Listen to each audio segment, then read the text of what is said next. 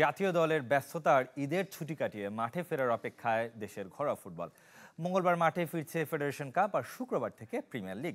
Injury ভোগাচ্ছে বসুন্ধরা কিংসকে, 4 বিদেশি যোগ করেও বিপদমুক্ত নয়। অন্যদিকে বিদেশি ফুটবলারের শক্তি বেড়েছে আবাহনের। দীর্ঘ বিরতি কাটিয়ে ফুটবল উন্মাদনাকে সঙ্গী করে ফিরছে ক্লাব ফুটবল। রাকিব হোসেন, ফয়সাল আহমেদ ফাহিম, শেখ মোরসালিনরা ভারত থেকে ফিরে যোগ দিয়েছেন বসুন্ধরা কিংস ক্যাম্পে। ঈদের ছুটি ছিল 3 দিন। ফেডারেশন কাপে নকআউট পর্ব ভিন্ন ফরম্যাটে, সেমিফাইনালের পরিবর্তে এবার কোয়ালিফায়ার। বিগ ম্যাচে মুখোমুখি হবে কিংস আবাহনী। জয়ী দল পাবে ফাইনালের টিকিট, পরাজিত দলেরও সুযোগ থাকবে। মৌসুমের প্রথম পর্বে ধুঁকতে থাকা বসুন্ধরা কিংস দ্বিতীয় পর্বে ঘুরে দাঁড়াতে চায়, তবে পরিস্থিতি এবারও প্রতিকূলে।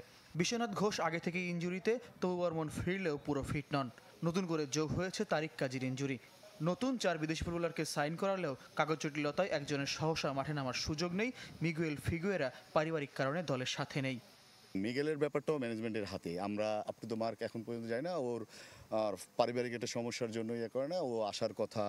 আমরা যতটুকু জানি 12 তারিখের মধ্যে সে আসার কথা। আমাদের নাম্বার 9 এসেছে, তো আমার কাছে মনে হয় যে যেই গোল স্কোরিংয়ের যে প্রবলেমটা ছিল, আশা করি সেটা সেকেন্ড লিগে দেখা যাবে না।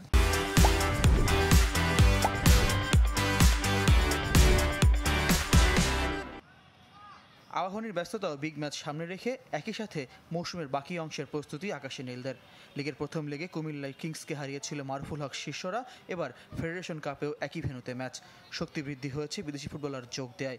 ঘরোয়া লিগের পরীক্ষিত রাফায়েল, এমেকারা অপেক্ষায় আকাশে নীলদের ঐতিহ্য ফেরাতে।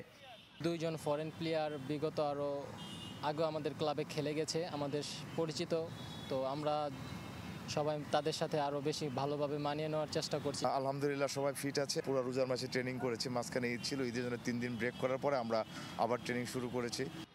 মঙ্গলবার ময়মনসিংহে এলিমিনেটরে জামাল রহমতের ব্রাদার্স ইউনিয়ন মুখোমুখি হবে জীবন বোয়েটেংদের রহমতগঞ্জের। ফয়জুল ইসলাম, চ্যানেল 24, ঢাকা।